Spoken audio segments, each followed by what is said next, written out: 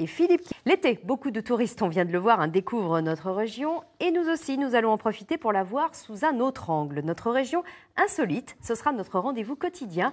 En montgolfière, en paddle, à la pêche en pleine nuit, vous admirerez les pays de la Loire sous un nouvel angle. Aujourd'hui, pour commencer, je vous invite à un voyage au centre de la Bulle, direction Saumur et ses caves avec Éric Aubron et Gonel Rayet.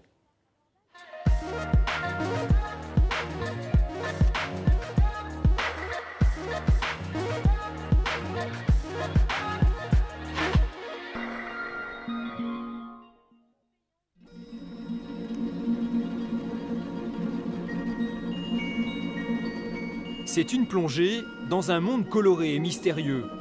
Dans ces anciennes carrières de tuffeau, sombres et humides, où l'on produit des vins à fines bulles.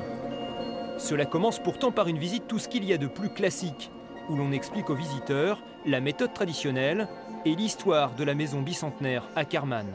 Alors comment est-ce qu'on fait pour que la lie passe de cet endroit dans la bouteille au col? Il y a l'étape du remuage qui est entre 1/4 et 1/8 de tour sur la droite, et on va faire un petit à-coup pour que ça descende progressivement dans le col.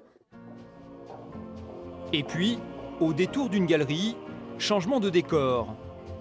Ici, l'hôte de ces lieux a laissé carte blanche à des artistes plasticiens, invités à créer des œuvres monumentales de leur inspiration. De découvrir ça dans un lieu magnifique et très ancien aussi, qui a toute une histoire. Donc c'est vrai que ce lieu-là d'art est vraiment très très bien fait. C'est différent effectivement du départ de la visite, qui est effectivement sur la fabrication. Et on tombe après sur un côté artistique qu'on a sûrement quand on boit un petit peu trop de vin. Ah, ouais. Pour ces sculptures, qui évoquent à leur manière l'univers des bulles, l'artiste a travaillé à partir de films de cellophane et de rubans adhésifs. Une prouesse technique dans ces cavités de 20 mètres de hauteur. Faisons appel essentiellement à des artistes de la région et que nous souhaitons faire intervenir dans ces caves pour peu qu'ils se sentent de le faire, parce qu'encore une fois, ce n'est pas le cas de tous les artistes. C'est un challenge pour eux d'intervenir dans ce lieu monumental, mais nous avons un droit de regard et nous pratiquons une sélection, donc avec un appel à candidature et donc un projet, une enveloppe budgétaire aussi. Pour l'occasion, ce sont de nouvelles caves qui ont ouvert au public. Avec une offre no touristique qui ne cesse de grandir en Saumurois, rien n'est trop beau pour se démarquer de la concurrence.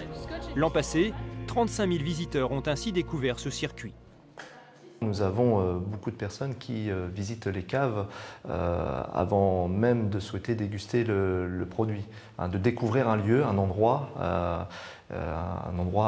qui se veut fait aussi de poésie. Donc c'est une véritable prestation touristique avant toute chose. Dans cette dernière galerie, où l'univers rappelle celui de Jules Verne, peuplé de créatures sous-marines, tous les matériaux recyclés proviennent des usines du producteur de vin. L'art de faire un grand voyage à partir de petits riens.